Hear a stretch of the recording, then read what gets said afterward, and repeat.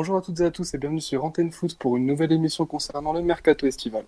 Cette émission vous sera présentée par vos deux chroniqueurs favoris, tout d'abord Hamza Bonjour tout le monde.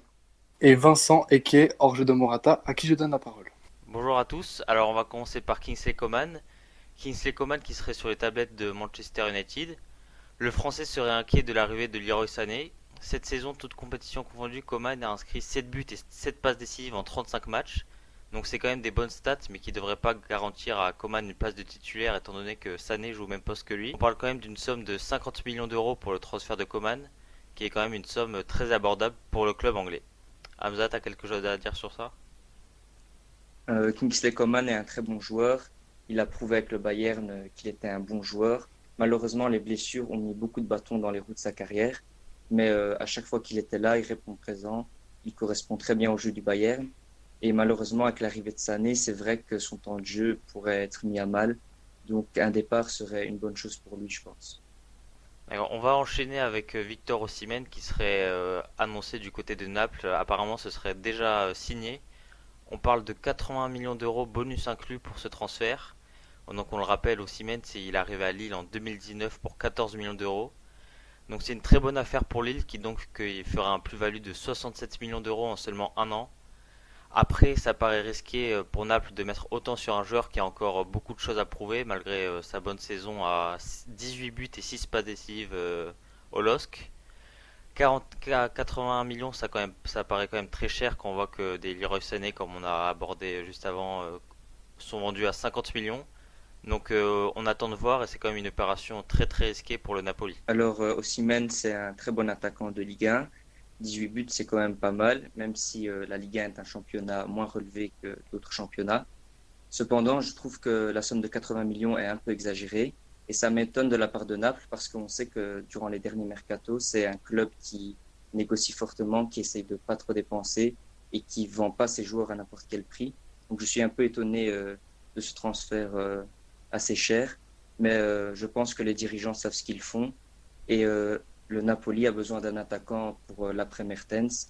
Alors, je me méfie quand même un petit peu parce que changer de championnat quand on est aussi jeune et passer directement à la Série A. Pour un attaquant, c'est pas facile, mais l'avenir nous en dira plus. On enchaîne avec Saïd Benrahma qui serait convoité par Chelsea et West Ham. West Ham fait de l'Algérien sa priorité. Benrahma a quand même fait une très bonne saison à Brentford, auteur de 17 buts et 8 passes décisives. Quant à Chelsea, ce n'est pour l'instant que des simples rumeurs parce qu'on le rappelle, Chelsea s'est déjà très bien renforcé offensivement dans ce mercato. Et Benrahma ne serait sûrement pas titulaire à Chelsea du coup. On rappelle que West Ham a obtenu le maintien en première division tandis que le club actuel de Benrahma va lutter dans les prochains jours pour la montée en première ligue. Alors Benrahma, c'est un excellent technicien, un très bon dribbleur, qui élimine très facilement ses adversaires. Il marque également énormément pour un joueur de flanc. Cependant, à Chelsea, je pense qu'avec toutes les recrues et avec les joueurs qu'il y a déjà, plus les jeunes joueurs, je vois pas vraiment où est-ce qu'il pourrait jouer. Comme tu l'as dit, je pense pas qu'il serait titulaire indiscutable. Après West Ham, je trouve que c'est un peu trop faible pour lui. Je pense qu'il devrait viser un petit peu plus haut. D'accord. Donc on va continuer avec Jack Grealish, le milieu offensif anglais qui a fait une très très bonne saison à Aston Villa. Titulaire indiscutable bien sûr, il a inscrit 7 buts et 6 passes décisives en 35 matchs. Mine de rien pour un milieu offensif qui joue dans un club qui joue le maintien, c'est vraiment des très bonnes stats.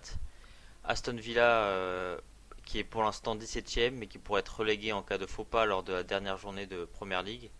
Donc on imagine bien que si Aston Villa est relégué, Grealish partira quasiment à coup sûr. Mais s'ils sont maintenus, ils pourraient rester, mais ça semble quand même compliqué de garder un joueur du calibre de Grealish à Aston Villa. Mais on avait déjà parlé de lui il y a quelques semaines à Manchester United, donc on attend encore de nouvelles rumeurs. Alors Grealish, c'est un très bon technicien, il est polyvalent, il peut jouer en 10 ou sur les côtés. Quand on le voit jouer, on dirait pas vraiment un anglais, il fait un peu penser à un milieu espagnol avec son toucher de balle et sa technique. Et comme tu l'as dit, comme le maintien d'Aston Villa n'est pas assuré, je pense que son départ est très probable, même si Aston Villa reste en première ligue. Ça reste un joueur qui peut jouer dans un club du top 6. Donc j'aimerais bien le voir dans un club plus fort, comme Bon, Arsenal ou Manchester United par exemple. c'est vrai que ça pourrait être pas mal, mais on va passer à David Silva qui à partir du 1er août, donc d'ici moins d'une semaine, il sera sans club. quand même une bonne saison de l'Espagnol de 34 ans qui a été auteur de 6 buts et 11 passes décisives, qui est pour l'instant le favori pour le recruter, c'est Valence. Le joueur avait déjà évoqué son futur il y a quelques mois en disant qu'il retournerait à Valence, le club qu'il a formé et fait grandement évoluer. Et étant donné la situation actuelle de Valence, ça serait vraiment une bonne chose pour eux de renforcer leur équipe avec un joueur du calibre de David Silva, qui viendrait gratuitement et surtout que le club de Valence risque de perdre de nombreux joueurs, étant donné que Valence n'est même pas qualifié en Europa League cette saison. Donc on parle beaucoup de départs de cadres comme Ferran Torres ou Parreiro. Donc David Silva, ça pourrait être une bonne recrue. Hamza, qu'est-ce que tu en penses? David Silva, c'est un excellent milieu, un des meilleurs milieux espagnols de cette décennie, on ne le présente plus. Héros de la Roja en 2012 notamment. Après 10 ans à City, il a choisi de mettre fin à son aventure en Première Ligue et je pense qu'un retour à Valence ne peut faire que plaisir aux fans de football et aux fans de la Liga. Même si Valence passe par un moment difficile avec la crise qu'il y a dans la direction et les nombreux départs qui s'annoncent, je pense que l'arrivée de David Silva serait une bonne nouvelle pour le club. Maintenant, on va passer à Marc Roca, le milieu défensif de l'Espagnol qui, on rappelle, est dernier de Liga et donc relégué. Le dernier de Liga très très loin des autres relégués, quand même une très mauvaise saison de l'Espagnol Barcelone. Donc Marc Roca va sûrement partir de l'Espagnol qui est pourtant son club formateur, étant donné qu'il a un niveau bien trop élevé pour jouer en seconde division. Pour ceux qui connaissent pas le joueur, on a quand même parlé d'un intérêt du Real, du Barça et d'Arsenal pour le joueur espagnol, donc ça montre vraiment qu'il a vraiment un gros potentiel. Sa clause est à 40 millions d'euros, on attend encore de nouvelles informations concernant un futur transfert. Alors Marc Roca, c'est un très bon joueur, un excellent passeur.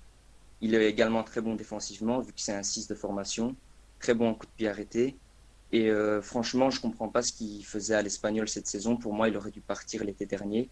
Il y avait notamment un intérêt du Bayern, du Real, comme tu l'as dit. Donc je pense que maintenant que l'Espagnol est relégué, son départ est quasiment certain. Et la clause de 40 millions, pour moi, c'est largement abordable parce que c'est un joueur extrêmement sous-coté et j'aimerais bien le voir dans un club de haut niveau. On va conclure par Luka Jovic qui a pas su s'imposer au Real, sûrement la saison incroyable de Benzema qui l'a pas aidé. Le Serbe a joué que 800 minutes au Real, toutes compétitions confondues, donc vraiment très peu de temps en jeu. Le club merengue en demanderait 40 millions, mais pourquoi pas, Hamza, tu me diras ce que t'en penses, pourquoi pas le prêter dans un club qui joue les premières places de son championnat, voir son évolution et le rappeler d'ici un an où le niveau de Benzema commencera sûrement à régresser petit à petit. Comme tu l'as dit, je pense que le vendre, ce serait vraiment une très mauvaise idée parce que ça fait uniquement une saison qu'il est là. Et il a été mauvais, non pas parce qu'il n'a pas de talent, mais uniquement par faute de temps de jeu, parce que le manque de temps de jeu pour un numéro 9, ça peut tuer une carrière. Alors je pense que le prêter serait beaucoup mieux parce que comme ça, il appartiendra toujours au Real et pourra revenir au bon moment. Il y a beaucoup de rumeurs sur un départ, mais je pense que le Real ne s'en débarrassera pas aussi facilement, étant donné le prix auquel ils l'ont acheté et les attentes qui sont placées en lui. Et surtout qu'il manque aussi beaucoup de confiance, le Jovic, mais comme tu as dit, à mon avis, ce serait vraiment une grosse erreur de vendre Jovic, et parce qu'on l'a vu à Francfort, il avait fait une très bonne saison, donc on sait que ça peut devenir un des meilleurs neufs du monde s'il est en confiance. Donc pour moi, ce serait une erreur de le vendre.